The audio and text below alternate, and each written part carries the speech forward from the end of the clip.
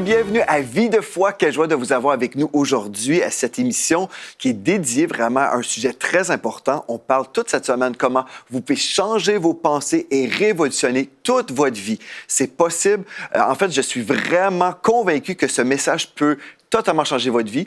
Et je suis vraiment heureux aussi de vous enseigner ce sujet qui me passionne parce que je l'ai expérimenté dans ma vie. Et mon désir, et je sais que c'est le désir de Dieu, en fait, il veut que vous saisissiez cette vérité parce que plusieurs chrétiens vivent sous leur privilège. Ils ne reçoivent pas leur héritage en Christ parce qu'ils ont cru un mensonge. Cette semaine, on va reprendre notre héritage au niveau de nos pensées. On ne vivra pas dans le mensonge, on va vivre dans la lumière de la parole de Dieu. Gloire à Dieu. Donc, j'aimerais ça relire un texte qu'on a vu hier ensemble, qui est vraiment le verset clé pour toute la série, Proverbes chapitre 23, au verset 7. Il est écrit dans la version King James, « L'homme est tel qu'il pense en son cœur. » Donc, on peut mettre à l'écran le verset, Proverbe 23, verset 7. « L'homme est tel qu'il pense en son cœur. » Ou dans la version Louis II, « Il est comme les pensées de son âme. » Donc, ça, c'est une chose qu'on doit comprendre. En fait, si on comprend en fait que nous devenons ce que nous pensons. On peut mettre juste à l'écran maintenant la troisième image. Je veux vous aider à vraiment saisir cette vérité. Vous devenez ce que vous pensez. Vous devenez ce que vous pensez. Je me souviens une fois, il y a quelqu'un qui me posait la question quand j'étais à la télévision, au tout début de mon ministère à la télé. J'avais 27 ans et il y avait une dame dans les studios de télé qui me pose la question, « Est-ce que tu es surpris de te retrouver à la télé? » Et puis non, j'ai dit, non, je ne suis pas surpris. Pourquoi? Parce que j'avais toujours cru, j'avais toujours pensé que c'était ma destinée, parce que quand j'étais petit, Dieu m'avait parlé à ce niveau-là.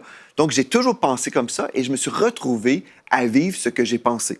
Mais si j'avais cru le mensonge du diable qui me disait, « Ah non, c'est impossible pour toi, tu ne peux pas. » Bref, j'aurais cru en fait autre chose. Peut-être, au lieu de me former dans l'étude de la parole de Dieu, j'aurais fait d'autres choses dans la vie parce que je n'aurais pas cru la parole de Dieu. Et vraiment, notre pensée détermine le trajectoire de notre vie. Et on va voir ça cette semaine, ça va être super important. Et vraiment, je suis content d'être là avec vous pour vous aider à comprendre ça parce que, vous savez, il y a tellement de défaites dans le corps de Christ et c'est le temps que ça l'arrête. Donc, on a vu hier ce texte-là qu'on va reprendre aujourd'hui parce qu'aujourd'hui, on va répondre à la question comment surveiller et capturer nos pensées. Venez avec moi dans 2 Corinthiens chapitre 10 au verset 5. 2 Corinthiens chapitre 10 au verset 5. On peut l'afficher à l'écran également. Il est écrit, l'apôtre Paul le dit ici, « Nous renversons les raisonnements et toute hauteur qui s'élève contre la connaissance de Dieu et nous amenons toute pensée captive à l'obéissance de Christ. » Donc, vous allez, en fait, si vous êtes obéissant à la parole de Dieu, vous allez amener toute pensée, toutes vos pensées captives à l'obéissance de Christ. Vous vous dites, est-ce que c'est possible? J'ai tellement de pensées dans une journée, des fois je suis dans la lune, je pense à plein de choses. Est-ce que c'est possible? Si Dieu nous demande de rendre toutes nos pensées captives à l'obéissance de Christ, bien cela veut dire que c'est possible. Dieu n'est pas méchant, il ne nous demande jamais de faire des choses impossibles. Ce que Dieu nous dit, on peut le faire. Donc, soyez avec moi dans la foi toute cette journée, dans toute cette émission, et puis vous verrez comment vous pouvez vraiment répondre à l'appel de Dieu à ce niveau-là. Et là, j'aimerais ça revenir en fait sur un verset qu'on a vu. On peut afficher à l'écran le numéro 4, l'image numéro 4, parce que Dieu nous dit comment penser. Déjà là, on sait que, bon, on devient ce que nous pensons, mais là, Dieu nous dit au reste frère, dans Philippiens 4.8, au reste frère, que tout ce qui est vrai, tout ce qui est honorable, tout ce qui est juste, tout ce qui est pur, tout ce qui est aimable, tout ce qui mérite l'approbation, ce qui est vertueux et digne de louange, soit l'objet de vos pensées. OK? Donc ça, là, c'est un commandement de Dieu. Dieu nous dit, en fait, l'homme est comme les pensées de son âme, mais si on refuse d'obéir au commandement divin qui nous dit comment penser, on ne vivra pas la provision que Dieu avait en réserve pour nous. On ne vivra pas les percées. Parce que si Dieu nous dit, écoute, tu es comme tu penses. Et Dieu nous dit, voici comment penser.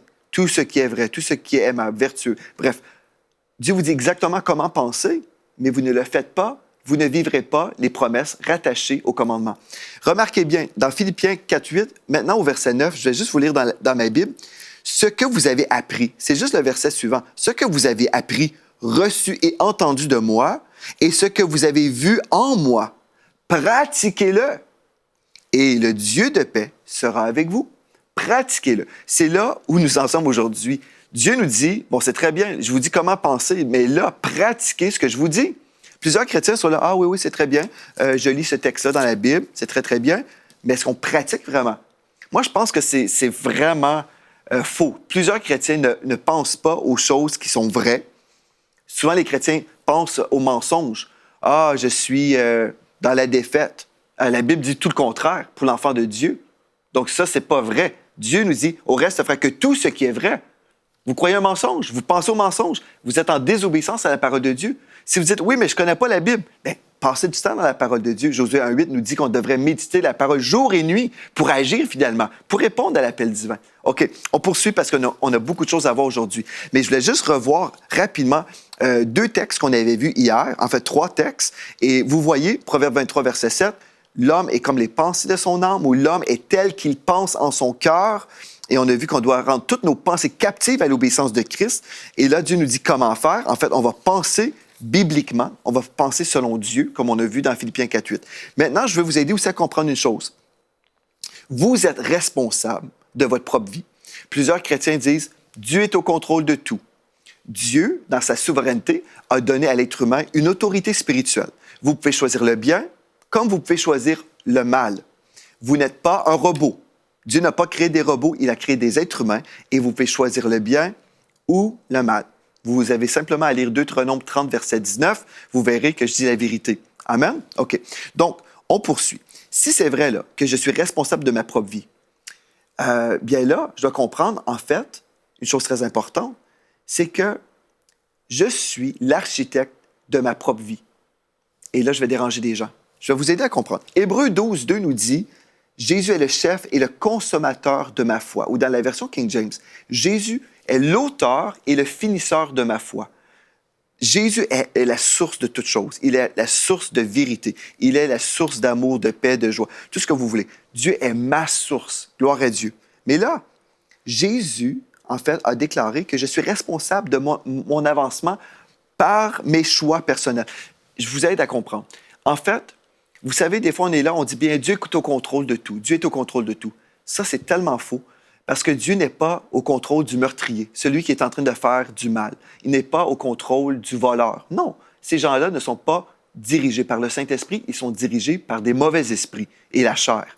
Donc, Dieu est souverain et dans sa souveraineté, il a choisi de déléguer à l'être humain une autorité spirituelle où ils peuvent choisir entre le bien et le mal. On ne doit pas attribuer tout ce qui se passe à Dieu. Quand on fait ça, on attaque l'intégrité et la réputation de notre Dieu. Okay, ça, c'est très important. Si vous avez des doutes là-dessus, visitez le site web emctv.com et découvrez la série que j'ai faite avec Audrey Mack, une série qui s'appelle « Dieu ne contrôle pas tout ». Et on décortique des versets, et vous allez grandir, vous allez être aidé à ce niveau-là si vous avez des questionnements. Mais là, je suis responsable, en fait, de mes décisions quotidiennes. Par exemple, Dieu ne décide pas pour moi l'heure que je vais aller me coucher le soir. C'est moi qui décide ça. Et si je n'ai pas le temps le matin pour prier et lire ma Bible, ce n'est pas parce que Dieu est fautif. C'est moi. Je me suis couché trop tard, je n'ai pas pris le temps. Des fois, on remet sur Dieu les choses qui nous reviennent. Et si on fait ça, en fait, on croit un mensonge, puis on vit toujours en tant que victime. Non, on enlève les vêtements de victime, on va recevoir la révélation aujourd'hui, et je réalise, en fait, je suis l'architecte de ma propre vie. Et là, je vais vous montrer pourquoi. Je vais vous prouver bibliquement.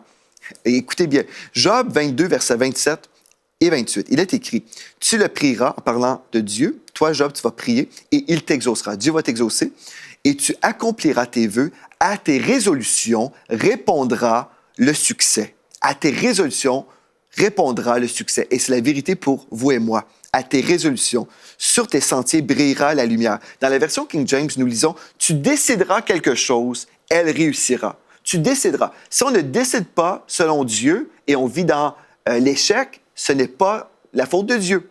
Ne dites pas, « Ah, bien, toute chose concourt bien de ceux qui aiment Dieu. » Romains 8, verset 28, ce texte-là, dans son contexte, nous parle de la prière d'intercession en esprit. Si je prie en esprit, oui, toutes les choses que Satan amène contre moi pour me détruire, je prie en esprit, c'est alors que toutes choses vont concourir à mon bien, parce que Dieu va prendre, en fait, les attaques du diable et puis va transformer ça pour mon bien.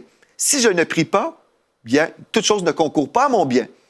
On est des spécialistes, nous, dans le corps de Christ. On prend des promesses de Dieu, mais qui sont conditionnelles, et on applique ça à toutes les sauces. Ça, c'est mauvais. Ce n'est pas bon pour vous de faire ça. Frères et sœurs, c'est faux. Donc, je suis responsable de prendre de bonnes décisions.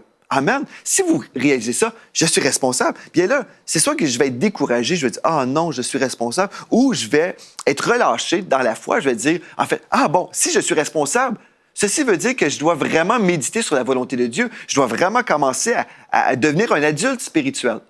Et peut-être ça fait 40 ans que vous êtes chrétien et vous êtes passif et vous laissez Dieu tout faire. Et pourtant, Dieu dit que tout est accompli. C'est à toi d'agir maintenant. OK. Donc voilà, Dieu ne contrôle pas tout. Vous êtes responsable. Et vous êtes responsable de vos pensées. Je décide l'objet de mes pensées tous les jours. Je décide, est-ce que je vais méditer sur quelque chose qui m'attriste ou quelque chose qui m'encourage? Hier, comme j'étais en train de préparer mes notes pour cette série, j'ai vécu quelque chose qui m'attristait, une chose vraiment négative. Et j'étais en train de préparer mes notes et j'étais en train de me lire dans mes notes qui me disait « souris ». Et j'étais comme, dans ma tristesse, j'ai dit « ah, je vais capturer cette pensée, je vais l'évaluer ». Et je vais voir, est-ce qu'elle vient de Dieu? Et ce que j'ai fait, en fait, j'ai chassé cette pensée-là et j'ai dit non, mon Dieu est plus grand que cette source de tristesse. Je souris et je continue et je vais appliquer, pendant que je prépare ma série d'émissions de télé, je vais vraiment pratiquer déjà. J'ai trouvé ça spécial parce que j'avais une occasion vraiment de ne pas mettre en pratique cet enseignement. Mais je l'ai mis en pratique. J'ai commencé à sourire. Après, pas longtemps après, j'ai eu une percée et tout le négatif est devenu positif. Gloire à Dieu. Frères et sœurs, croyez-moi, Dieu dit toujours vrai. Donc, je décide l'objet de mes pensées. Si je suis triste et déprimé, c'est parce que je pense selon la défaite, je pense selon le royaume des ténèbres. OK. Mais si je suis encouragé, je vais être rayonnant de joie si je regarde au Seigneur. OK. Donc, voilà, je vais continuer rapidement. Là, aujourd'hui, si vous dites, OK, Pasteur Joël, tu nous dis qu'on doit déterminer ou on doit décider pour nous-mêmes l'objet de nos pensées, parce que c'est ça que la parole de Dieu nous dit dans Philippiens 4, verset 8 et 9 aussi, on peut voir. Là, aujourd'hui, ce que je veux faire, c'est vous aider à comprendre qu'il y a des étapes. Il y a des étapes pour vraiment trier vos pensées. Parce qu'aujourd'hui, on va parler justement comment on peut surveiller et capturer nos pensées. Il y a vraiment un processus. Et c'est ça que Dieu vous invite à faire aujourd'hui, découvrir ce processus. Première chose, surveillez toutes vos pensées. Surveillez tout ce qui passe, là, comme un policier. Dans Jacques, chapitre 1, verset 21, la Bible nous dit « C'est pourquoi, rejetant toute souillure, même au niveau de vos pensées, vous pouvez être souillé là, dans vos pensées, mais pourquoi? Rejetant toute souillure, si vous avez des pensées de péché, par exemple, vous êtes un homme et puis vous imaginez partir avec la femme de votre meilleur ami. Ce n'est pas une pensée divine. Vous devez surveiller cette pensée-là, la capturer et la chasser de votre vie. OK? Donc, c'est pourquoi, rejetant toute souillure et tout excès de malice, recevez avec douceur la parole de Dieu qui a été plantée en vous et qui peut sauver vos âmes. Et votre âme, c'est votre pensée, votre volonté et vos émotions, n'est-ce pas? Donc, vous pouvez être sauvé dans votre âme si vous rejetez toute souillure, même au niveau de vos pensées. En fait, vous allez rejeter toute pensée toxique, tout ce qui vient pour vous attaquer. En fait, toxique, c'est quoi, c'est une pensée toxique? Bien, le mot toxique veut dire, dans le dictionnaire Larousse, produit ou substance nocif pour l'organisme. Et c'est vrai pour vous. Une pensée peut être toxique pour vous. Elle peut être nocive pour votre corps, pour votre vie en général. Une pensée saine, le mot « saine » dans le petit Larousse, c'est ce qui est favorable à la santé des individus. Donc, ce qui est favorable à la santé des individus. Si c'est vrai ça, je peux choisir entre des pensées toxiques ou des pensées qui sont saines pour moi. Bien, je vais vivre dans la destruction, selon la définition du dictionnaire, ou je peux vivre dans la santé. Moi, je choisis la santé. Amen. Donc, première chose, surveillez toutes vos pensées. Deuxième chose, capturez les pensées toxiques. Vous pouvez les voir comme un ennemi. Donc, cette pensée arrive et vous êtes le policier et vous arrêtez au nom de la loi divine, cette pensée-là. Et vous allez voir dans 2 Timothée chapitre 1 au verset 7, dans la version Louis II, ce n'est pas un esprit de timidité ou de peur que Dieu nous a donné, mais un esprit de force, d'amour et de sagesse. En fait, dans la version King James, c'est un esprit d'un saint raisonnement. Voyez-vous, le mot sagesse, dans la King James, c'est le mot raisonnement ou saint raisonnement. Dieu vous a donné un esprit ayant un saint raisonnement. Vous êtes capable de raisonner selon Dieu. Un saint raisonnement. Pas un raisonnement toxique, pas des pensées toxiques, mais un saint raisonnement. N'est-ce pas intéressant, ça? C'est super important. Donc, avec tout ça, vous avez capturé les mauvaises pensées. Vous avez dit, OK, je ne sais pas si j'ai des mauvaises pensées. Bien, écoutez, est-ce que vous êtes anxieux des fois? Est-ce que vous avez, peut-être des situations qui causent des ennuis en vous? Vous êtes inquiet, par exemple. Dans Philippiens 4, versets 6 et 7, l'apôtre Paul a dit, et en fait, c'est la parole de Dieu ici, c'est vraiment le cœur de Dieu pour vous, « Ne vous inquiétez de rien ». Jésus l'a dit lui-même. On sait que c'est la volonté de Dieu. Ne vous inquiétez de rien. Et en anglais, ce texte nous dit « Ne soyez jamais anxieux pour aucune raison. Ne soyez pas anxieux. » L'inquiétude, l'anxiété, ça vient ensemble. Je m'inquiète. Je médite sur ce qui peut arriver de mal au lieu de méditer sur la vérité de la parole de Dieu qu'on a vue dans Philippiens 4, verset 8. Ne vous inquiétez de rien, mais en toute chose, faites connaître vos besoins à Dieu par des prières et des supplications avec des actions de grâce. Et la paix de Dieu, remarquez, et la paix de Dieu, qui surpasse toute intelligence, gardera vos cœurs et vos pensées en Jésus-Christ. Voyez-vous, les pensées là, sont super importantes. Vos pensées sont super importantes. Et dans 1 Pierre 5, 7, Dieu nous dit, en fait, ici l'apôtre Paul, ou Pierre, pardon, nous dit « Déchargez-vous sur lui de tous vos soucis, car lui-même prend soin de vous. » On ne devrait pas s'inquiéter. L'inquiétude, en fait, c'est vraiment une pensée toxique ou des pensées toxiques. Nous sommes en train de se faire du mal. On est en train de vraiment se faire du mal. Donc, voilà. Comment arriver à supprimer vos pensées toxiques? Wow! On va voir ça ensemble aujourd'hui. C'est très important. Mais juste avant, j'aimerais ça vous montrer quelque chose. Venez avec moi, où on peut afficher à l'écran, en fait, la première image. J'aimerais ça lire quelque chose concernant, en fait, votre responsabilité. Il est vrai d'affirmer que Jésus est l'architecte de ma vie.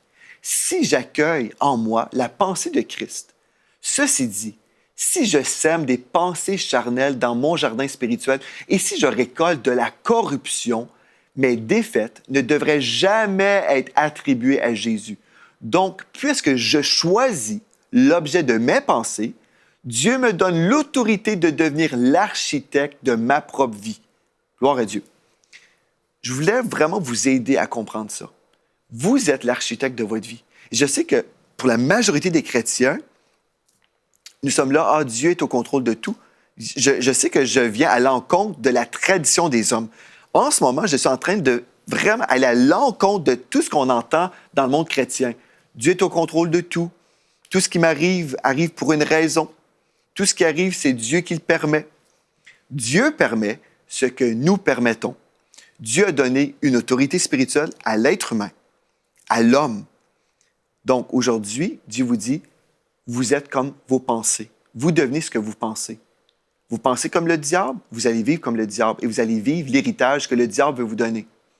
Mais là, vous décidez plutôt d'obéir à la parole de Dieu. Et là, vous dites, moi, je vais penser comme Dieu. Et là, vous allez devenir comme vos pensées. Vous allez devenir une personne dans la pureté. Vous allez vivre vraiment comme une personne aimable, une personne vertueuse. Vous allez vivre dans l'honneur. Toutes ces choses-là, parce que vous allez penser selon Dieu. Gloire à Dieu. Vous savez, c'est important de comprendre ça, parce que les êtres humains non régénérés, des personnes perdues, ont découvert ces choses-là.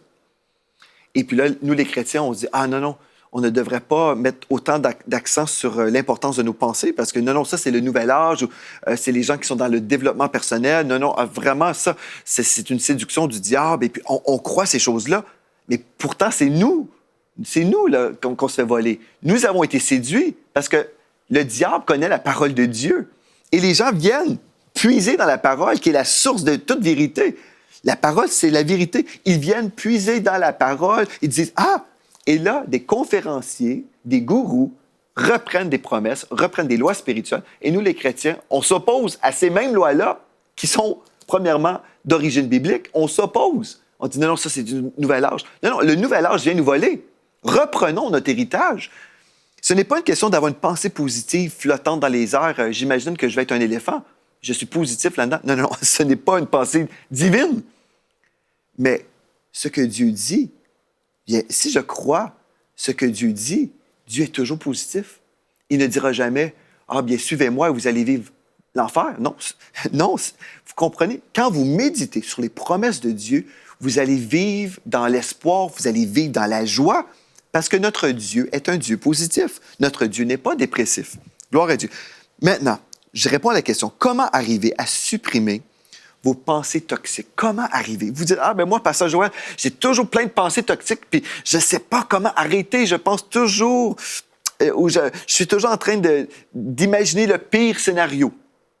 Si c'est vous, vous avez besoin de réaliser que vous êtes au contrôle en ce moment et vous devez changer. Vous devez vous décider et dire, plus jamais que je vais permettre à ces pensées d'être en moi.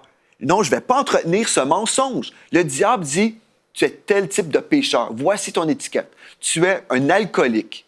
Non, vous allez dire, plus jamais que je vais croire que je suis un alcoolique. Plus jamais que je vais méditer ou que je vais même déclarer que je suis un alcoolique. C'est un mensonge.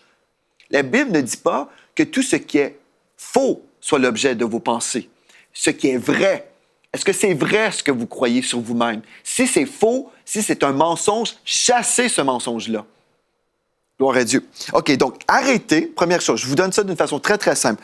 Comment arriver à supprimer ces pensées toxiques-là? Arrêtez, au nom de la loi, et saisissez vos pensées. OK? Arrêtez, saisissez vos pensées, toutes vos pensées. Examinez et discernez, triez vos pensées. Si vous dites, « Ah, je pense que je vais vraiment vivre dans la victoire », peu importe. Admettons, vous avez reçu un mauvais rapport médical. Et puis là, le docteur vous dit, voilà, voici la défaite qui est devant vous, la mort, peu importe. Mais dans votre esprit, vous vous rappelez d'un texte qui dit, par ses meurtrissures, vous avez été guéris. La parole de Dieu est en vous. Et là, vous dites, moi, je vais penser selon Dieu. Par ses meurtrissures, j'ai été guéri et je me pense guéri. Je crois que je suis guéri. Je reçois ma guérison dans le nom de Jésus. Voyez-vous, je vais examiner, je vais discerner et je vais trier les pensées. OK. Décidez ce que vous allez faire avec chacune de vos pensées. Chacune de vos pensées. Vous devez décider. Qu'est-ce que je vais faire? Est-ce que je vais garder cette pensée pour la développer ou est-ce que je vais la chasser de ma mémoire et même lui refuser une demeure en moi? Les pensées peuvent venir, mais vous n'êtes pas obligé d'accueillir ces pensées-là. Vous pouvez les chasser. Amen. Deuxième chose, évaluez vos pensées typiques. Est-ce que vous pensez souvent selon le rejet? Est-ce que vous êtes dans l'inquiétude? Bon, ces pensées toxiques qu'on a déjà vues.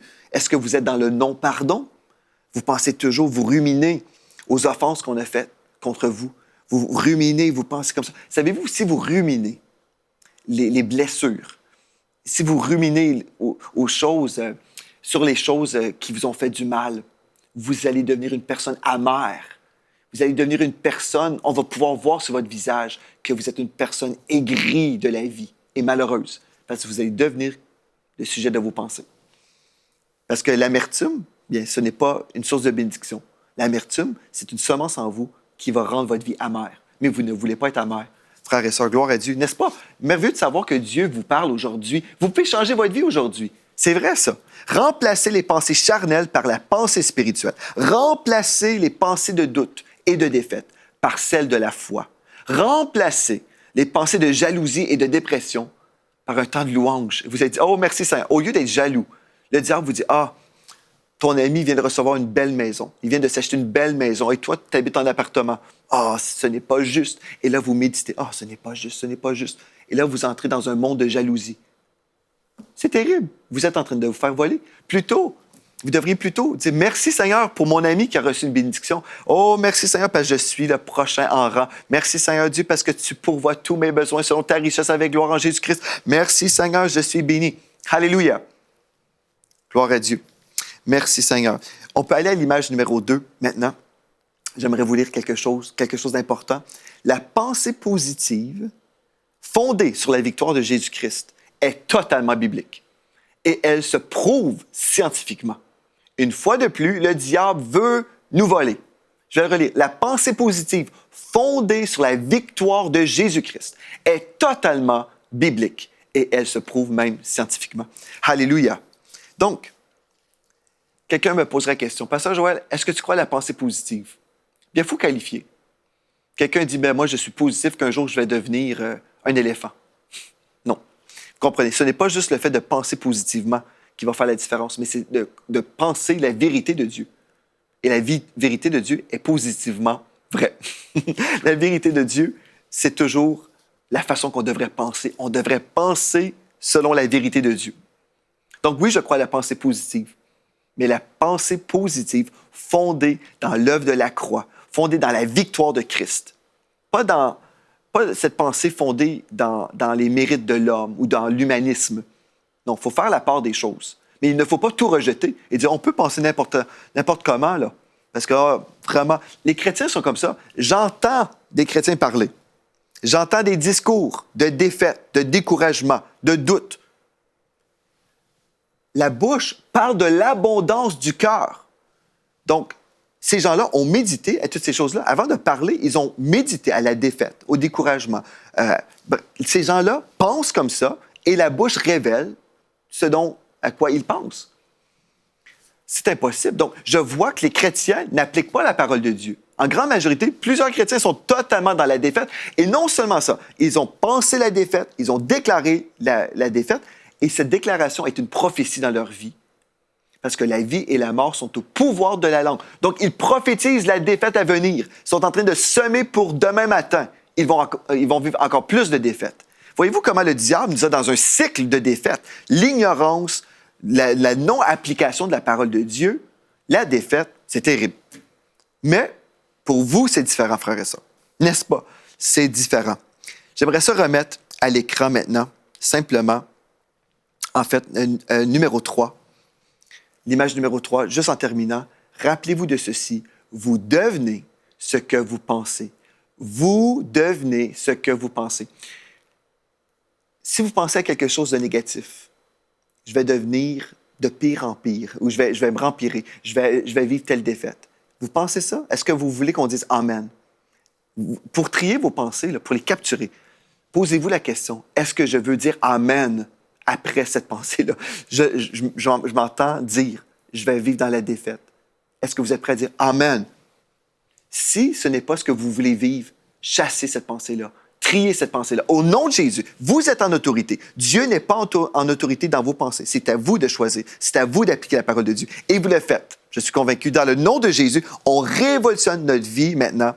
Alléluia. On change nos pensées et on poursuit demain dans cette étude biblique. Merci d'avoir été là avec moi. C'est excitant. On avance dans les voies de Dieu. D'ici à demain, soyez richement bénis.